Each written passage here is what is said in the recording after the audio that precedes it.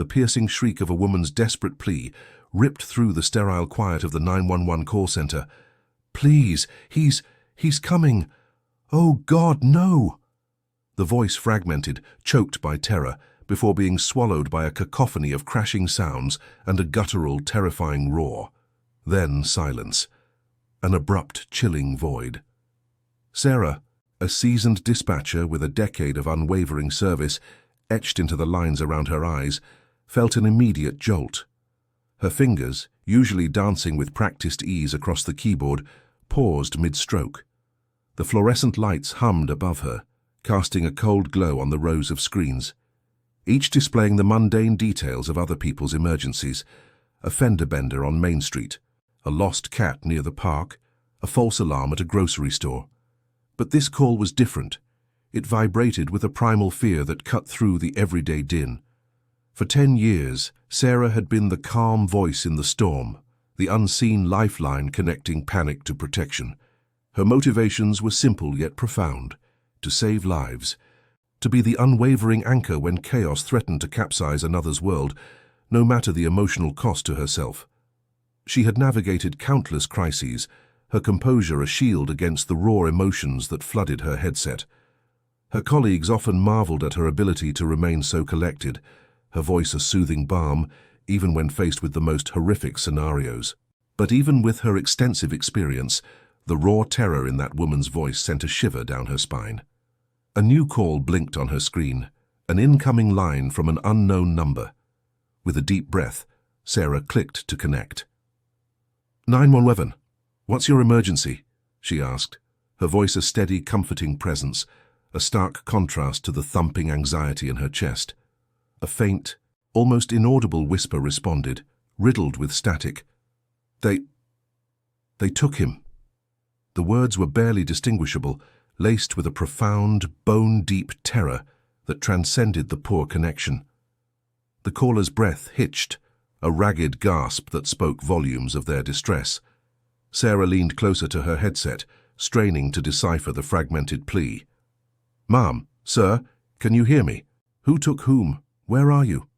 Her questions were precise, honed by years of training designed to extract critical information from the most desperate of callers.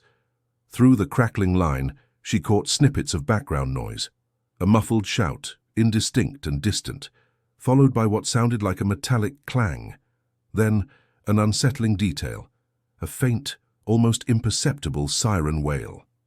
It wasn't the familiar urgent cry of their city's emergency services. This siren possessed a different cadence, a foreign, unnerving quality. It was too far away to pinpoint, yet close enough to register as a disturbing anomaly. The caller struggled, their voice dissolving into a choked sob. I can't see. He hit me. Dark." The words were disjointed, painting a terrifying, incomplete picture of violence and disorientation. Sarah's mind raced, trying to piece together the fragments to construct a coherent narrative from the shards of terror. The caller was clearly injured, disoriented, and utterly terrified. A cold dread settled in Sarah's stomach. This wasn't a prank. The sheer, unadulterated fear in the voice, the strange background noises, it all pointed to something far more sinister. But without a location, without clear details, her hands felt tied. Every fiber of her being screamed to act, to send help, yet protocol demanded information she couldn't get. Was this a genuine, high-priority threat, or a desperate cry for help that would lead them nowhere? Just as Sarah was about to press for more details, to try and guide the caller through the fog of their fear, the line went dead. The connection snapped, leaving behind only the hollow echo of static and the chilling certainty that something terrible had just unfolded, leaving Sarah suspended in an agonizing void of uncertainty. The silence that followed the abrupt disconnection was deafening, a stark contrast to the cacophony of fear that had just filled Sarah's ears. Her hand hovered over the console, poised to redial, her mind already racing through the protocols for a dropped 911 call.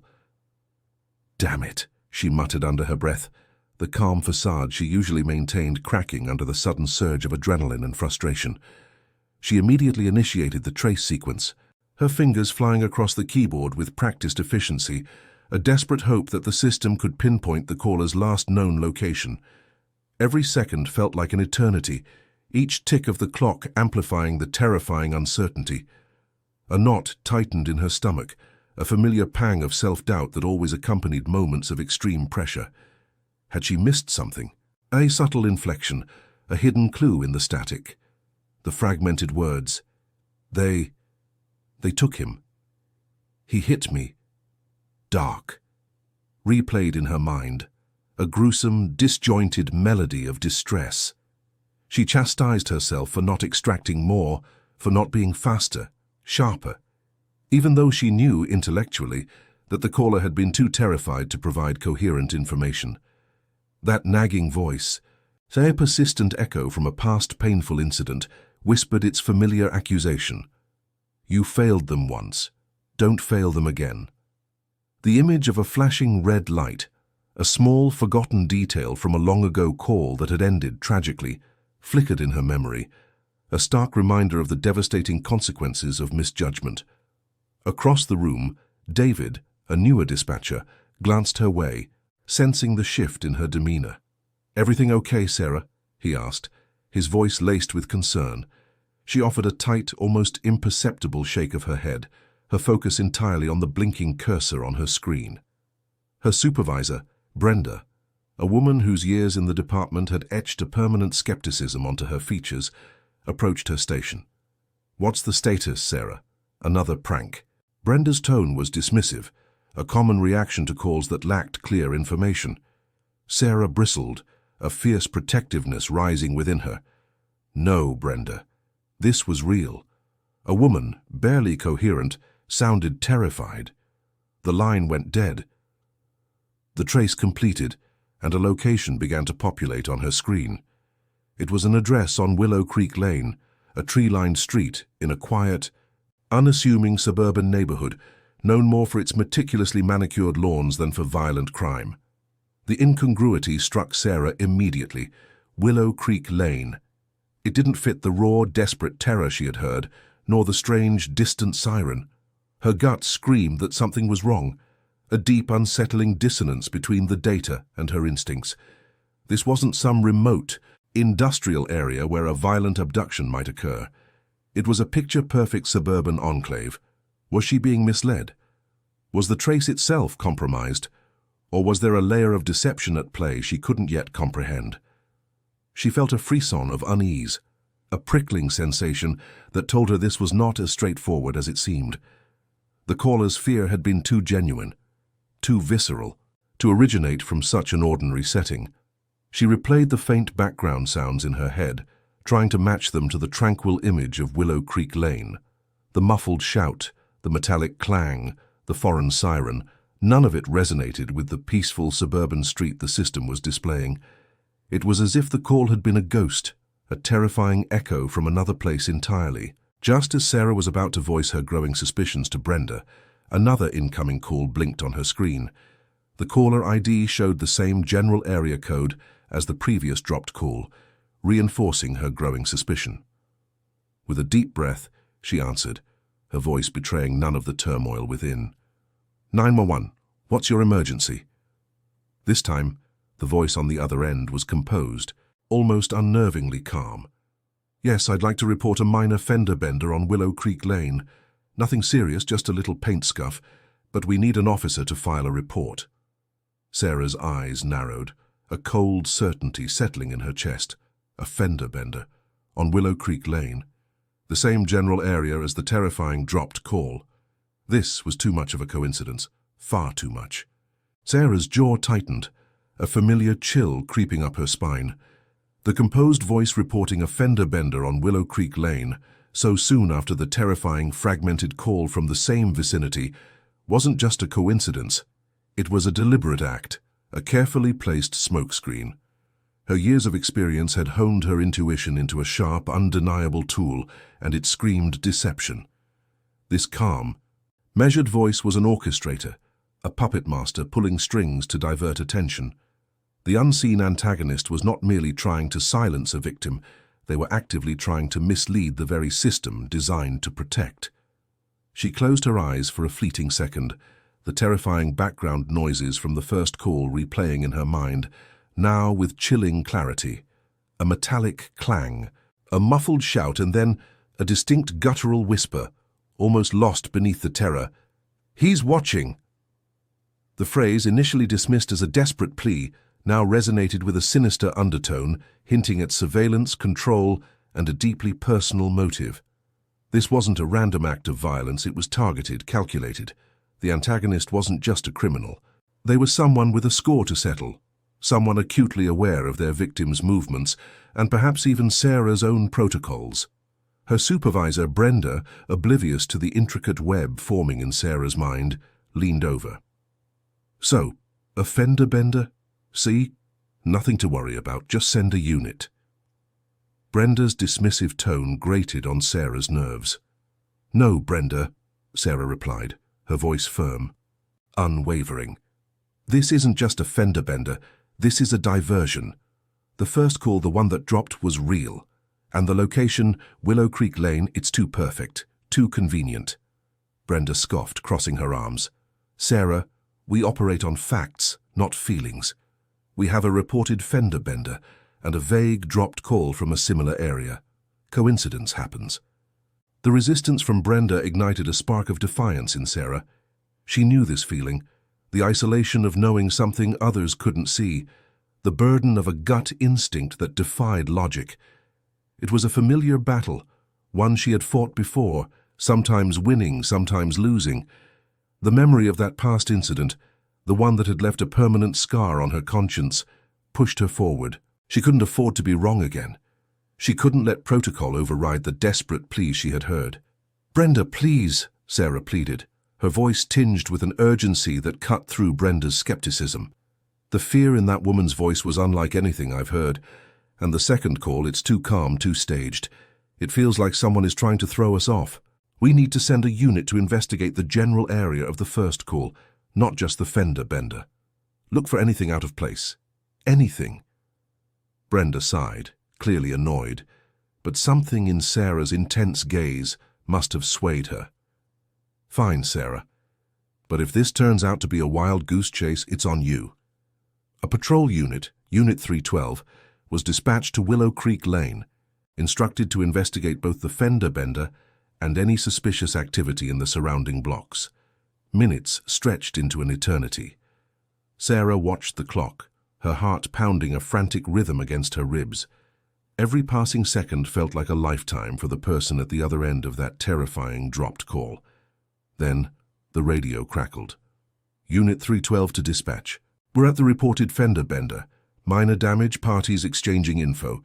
Nothing else to report on Willow Creek. All quiet.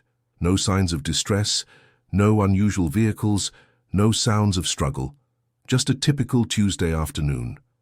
The report hit Sarah like a physical blow. Nothing. They found nothing. Doubt began to creep in, insidious and cold. Had her intuition failed her? Had she overreacted, allowing a past trauma to cloud her judgment? Brenda shot her a triumphant, "I told you so" look that spoke volumes without a single word. The frustration was a hot, bitter taste in Sarah's mouth. She felt a profound sense of helplessness, the victim's desperate plea fading into the mundane reality of a suburban fender bender. Just as despair threatened to consume her, her personal phone vibrated in her pocket, a jarring intrusion into the professional chaos. She pulled it out, her brow furrowing at the unfamiliar number. It was a text message. A single word, stark and chilling, appeared on the screen. "Watching."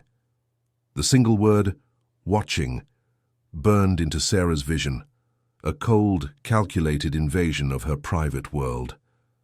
Her breath hitched, a silent gasp escaping her lips. This wasn't a random prank, it was personal. The antagonist knew her number, and was deliberately taunting her, escalating the game from a desperate plea to a direct threat. The implications were staggering. Her professional life, her personal life, were now inextricably linked to this unfolding horror. The invisible lines between dispatcher and victim blurred, dissolving into a terrifying intimacy. A moral dilemma, sharp and unforgiving, immediately presented itself.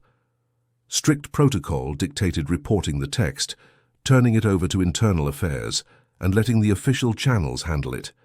But official channels had just dismissed her urgent pleas, swayed by a carefully constructed deception. Her gut, that persistent, unwavering internal compass, screamed that protocol would only lead to further delays, further obfuscation, and ultimately, a lost life.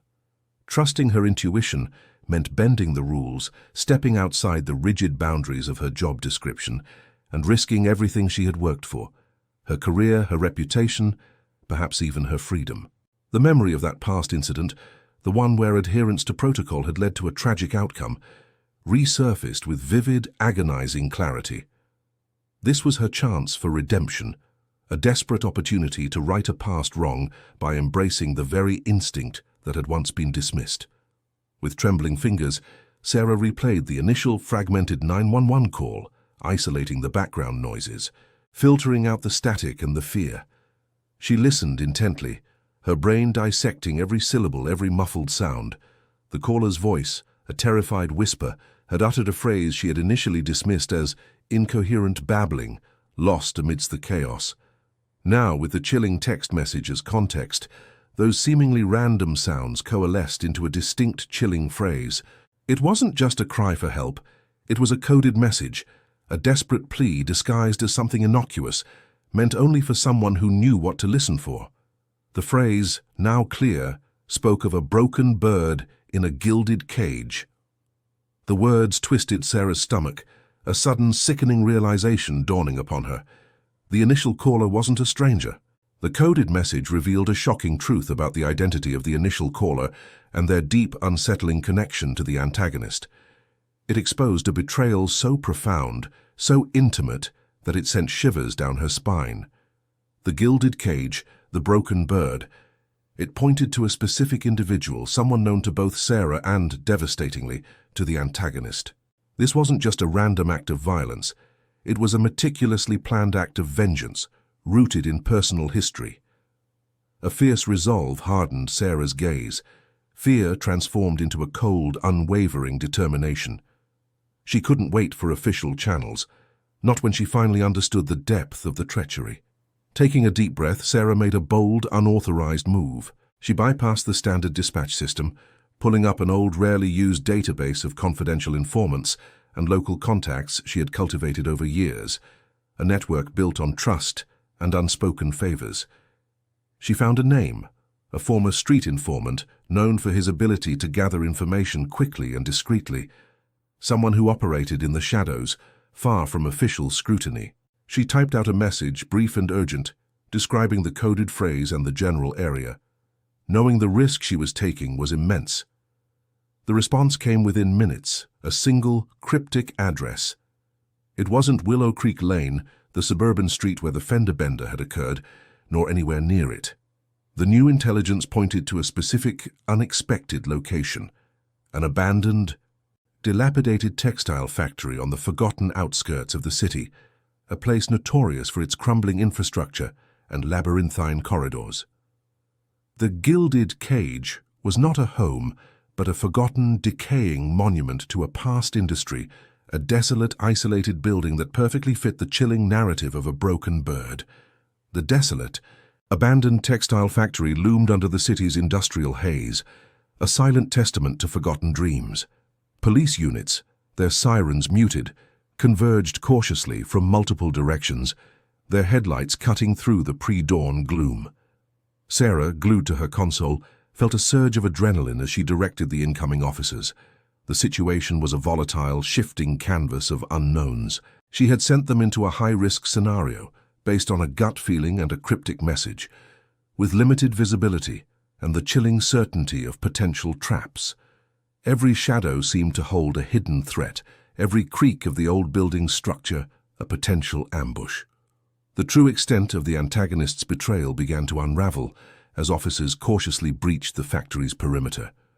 This wasn't merely about revenge on the victim. It was a calculated act designed to inflict maximum pain and psychological torment on everyone connected. The victim, Sarah now understood with a gnawing dread, was not just a name in a file.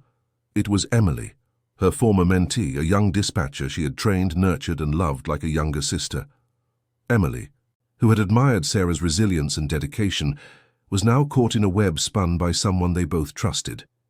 The gilded cage was a metaphor for Emily's perceived perfect life, now shattered by a manipulator who sought to destroy everyone Emily held dear. This was not just a call, it was a deeply personal crusade for Sarah, a fight for someone she cherished, for humanity itself. Suddenly, the radio crackled with urgency. "Shots fired! Repeat, shots fired!" The calm, methodical approach disintegrated into real-time chaos. Officers reported encountering resistance, a lone figure moving with chilling precision through the labyrinthine factory. The sound of gunfire, even distorted by the radio, sent a jolt through Sarah. The urgency escalated, danger palpable. Her heart pounded against her ribs, a frantic drumbeat against the ticking clock of Emily's life. Then, an unforeseen obstacle. A sudden, piercing static filled the communication channels. "Dispatch, we've lost. Repeat, lost. Signal." The digital display on Sarah's console flickered erratically, then went blank. A critical piece of equipment had failed, or more likely. Communication was being deliberately jammed. The officers in the field were now isolated, cut off from their only guide, navigating a dangerous, unfamiliar environment blind. A cold dread seeped into Sarah's bones. They were alone. Emily was alone. Sarah's mind raced, desperate. She had to improvise. Protocol was useless now. She pulled up old blueprints of the factory, stored in an archived database, remnants of a forgotten historical preservation project. She remembered a conversation with an urban explorer, a contact from her early days, about the factory's unique internal structure, its hidden passages, its weak points. She grabbed a spare headset, bypassing the main console, and plugged it into a rarely used emergency satellite phone, hoping for a clearer, albeit slower, connection. She began relaying instructions, her voice a steady anchor in the storm of static, guiding the officers through the factory's treacherous layout, describing hidden stairwells, crumbling floors, and potential vantage points for an assailant. She became their eyes, their ears, their lifeline. Through the intermittent crackle, a voice, strained and breathless, cut through the static. It was Officer Miller, his tone a mix of relief and stark terror. "Dispatch. Sarah. We found them. But it's a trap."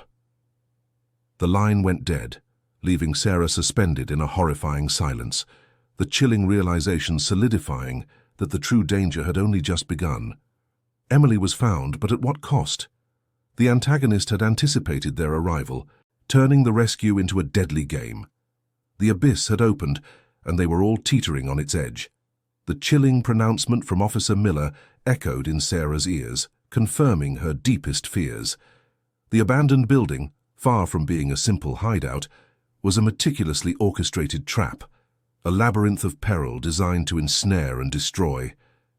The antagonist, a ghost from Emily's past, had anticipated their every move, turning what should have been a rescue into a deadly game of cat and mouse.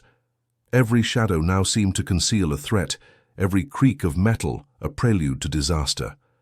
The sheer audacity of the plan, the cold, calculating malevolence behind it, sent a shiver down Sarah's spine. This was not merely about escaping capture.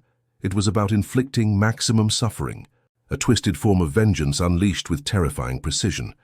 Sarah, though miles away, felt the oppressive weight of the factory's crumbling walls, the acrid smell of decay, and the suffocating sense of impending doom. She knew the antagonist's twisted motivations stemmed from a deep-seated resentment, a perceived betrayal from years ago that had festered into a poisonous obsession. Emily, vibrant and trusting, had unknowingly become the focal point of this dark vendetta. The antagonist's plan wasn't just about harming Emily, it was about shattering every life connected to her, forcing Sarah to bear witness to the destruction. But Sarah was not one to be easily deterred. Her mind, honed by years of crisis, clicked into overdrive. The faint, almost imperceptible tremor in Miller's voice, the specific cadence of his words before the line went dead, "We found them, but it's a trap," became a critical piece of the puzzle. It wasn't just a warning, it was a plea, a fragment of information that her subconscious had already begun to process. The blueprints she had studied, The urban explorer's anecdotes about the factory's unique features all coalesced into a desperate, daring idea. She remembered a conversation about the factory's original purpose, a textile mill with a complex system of hydraulic presses and counterweights. These weren't just architectural features, they were potential weapons or, conversely, tools for escape.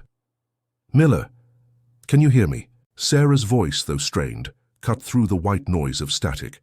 "Look for the old hydraulic control panel, near the main loading dock, southeast corner. It controls the floor plates." It was a shot in the dark, a gamble based on a fleeting memory and a desperate hope. She continued to relay instructions, her words a steady stream of guidance, painting a mental map for the officers trapped within. She described the rusted levers, the faded labels, the intricate dance of gears and pulleys that could either seal their fate or offer a path to freedom. Inside the factory, the officers, disoriented and under fire, heard Sarah's voice faint but clear, a beacon in the darkness. Miller spotted the panel, a relic of a bygone era, just as the antagonist emerged from the shadows, a chilling smile playing on their lips, a weapon glinting in their hand. But Sarah's instructions had given them a crucial advantage. Just as the antagonist moved to open fire, Miller slammed a heavy lever. With a groan of ancient machinery, a section of the floor plates shifted, dropping the antagonist into a sub-level maintenance tunnel, momentarily disorienting them. The officers, seizing the opportunity, advanced, their movements now purposeful, guided by Sarah's unwavering voice. They navigated the shifting floor, the sudden drops, and the hidden passages, their training and Sarah's remote guidance creating a seamless, albeit chaotic synergy. They found Emily huddled in a corner, terrified but alive, her eyes wide with a mixture of fear and profound relief. A wave of exhaustion, mingled with an almost unbearable surge of triumph, washed over Sarah. Emily was safe, for now, but the ordeal was far from over. From the depths of the maintenance tunnel, a guttural roar of fury erupted, followed by the clatter of scrambling footsteps. The antagonist, fueled by a maniacal rage, was not defeated. They had merely been delayed. Sarah's heart pounded anew. The confrontation was still in play, the final desperate act of a twisted mind about to unfold. The line crackled back to life, Miller's voice urgent. "Sarah, they're coming back up. They've got something." A detonator. The antagonist, seemingly defeated, was about to make a final, desperate move that would endanger everyone. The metallic click of Miller's transmission echoed ominously through the operations room, the word detonator hanging heavy in the air. Sarah's mind raced, a whirlwind of probabilities and countermeasures. This wasn't merely about apprehending a suspect anymore. It was about preventing a catastrophe. She pictured the old factory, a labyrinth of decaying metal and forgotten secrets, now potentially a ticking time bomb. Her instructions became sharper, more precise, cutting through the rising panic she felt coiling in her gut. She directed Miller and his team to secure Emily, to get her out of the immediate danger zone, while simultaneously guiding another unit, still outside, to locate any potential entry points for the antagonist's escape or to intercept their desperate gambit. "Miller, isolate the area around the maintenance tunnel entrance. Look for any signs of wiring, anything out of place." Her voice was a steel thread, weaving through the chaos, a lifeline for the officers on the ground. She knew the antagonist's desperation would make them unpredictable, their actions fueled by a desire for vengeance that transcended reason. The sounds from the factory floor were now a cacophony of shouts, heavy thuds, and the unmistakable groan of stressed metal. Then, a chillingly calm voice, amplified by a bullhorn, cut through the din. It was the antagonist, their words laced with a venomous triumph, announcing their intention to bring the whole structure down, taking everyone with them. The officers, caught between securing Emily and confronting the immediate threat of a bomb, moved with a newfound urgency. Sarah, with her eyes glued to the factory blueprints displayed on her screen, identified a series of structural weaknesses, old support beams that, if compromised, could indeed trigger a catastrophic collapse. She relayed this information, her voice unwavering despite the cold dread that now gripped her. "Do not engage directly if there's a detonator. Prioritize containment. Find a way to cut off their line of sight. Create a barrier." She understood the antagonist's twisted logic. They wanted to make a statement, to inflict maximum pain and destruction. Minutes stretched into an eternity. The tactical team, following Sarah's precise guidance, managed to use some discarded machinery to create a makeshift barricade, buying precious seconds. From behind it, they could hear the antagonist's frustrated roars, the metallic scrape of something heavy being dragged. Then a flash of red light from the maintenance tunnel entrance, followed by the high-pitched whine of a timer. The detonator was active. "Miller, get Emily out now. Everyone, evacuate the immediate perimeter," Sarah barked, her voice overriding the supervisor, who was now frantically trying to take control. This was her operation, her responsibility. The officers, understanding the gravity of the situation, moved with disciplined haste. They secured Emily, who was now trembling uncontrollably, and began their retreat, covering each other. Just as the last officer cleared the threshold, a muffled explosion rocked the factory, sending a plume of dust and debris into the air. The roof, compromised by the blast, groaned ominously, threatening to buckle. When the dust settled, the antagonist was found, unconscious and pinned beneath a collapsed section of the maintenance tunnel, the detonator lying harmlessly a few feet away. They were alive, but their reign of terror was over. The immediate danger had passed, but the cost was evident in the officers' dust-streaked faces, the lingering smell of cordite, and the profound silence that replaced the earlier chaos. Back in the operations room, Sarah leaned back, a shudder passing through her. The adrenaline began to recede, leaving behind a hollow ache. She watched as paramedics attended to the antagonist, and then, with a surge of profound relief, saw Emily being carefully guided to an ambulance, her face pale but her eyes open. Later that day, a small handwritten note found its way to her console. It was from Emily, a simple, "Thank you for not giving up," accompanied by a small, crudely drawn heart. It was a poignant reminder that amidst the wreckage and the trauma, a life had been saved, a connection forged in the crucible of fear and courage. Yet, the shadows of the event, the echoes of the antagonist's rage, seemed to cling to the quiet corners of the room, a subtle hint that some darkness, once unleashed, never fully disappears. Weeks blurred into months, gradually softening the sharp edges of the memory. Sarah found herself settling into a new rhythm, one still punctuated by the urgent cadence of 911 calls, yet imbued with a profound sense of quiet accomplishment. The factory incident, while a scar, had also become a defining moment. Her unconventional, rule-bending decisions, initially met with skepticism by some, were ultimately validated by the successful outcome. Her peers, and even her once skeptical supervisor, looked at her with a newfound respect, a silent acknowledgement of her extraordinary courage and unwavering instinct. Sarah, in turn, had shed the lingering self-doubt that had plagued her since that past unresolved incident. The redemption she had unknowingly sought was now a tangible feeling, a deep-seated certainty in her own capabilities and her unyielding purpose. She often thought of Emily. The young woman, initially fragile and withdrawn, had embraced her second chance with remarkable resilience. News trickled back through various channels.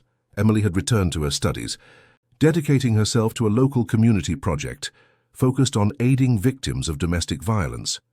Her story, once a harrowing tale of terror, was now a testament to the power of human spirit, to not only endure, but to actively transform pain into purpose. Emily's thriving existence was a constant, powerful reminder to Sarah of the profound impact of her work, a vivid illustration that every single decision, every breath held, every calculated risk, directly translated into a life reclaimed. The incident had also served as a stark, undeniable spotlight on the often overlooked heroes of the emergency services, the dispatchers.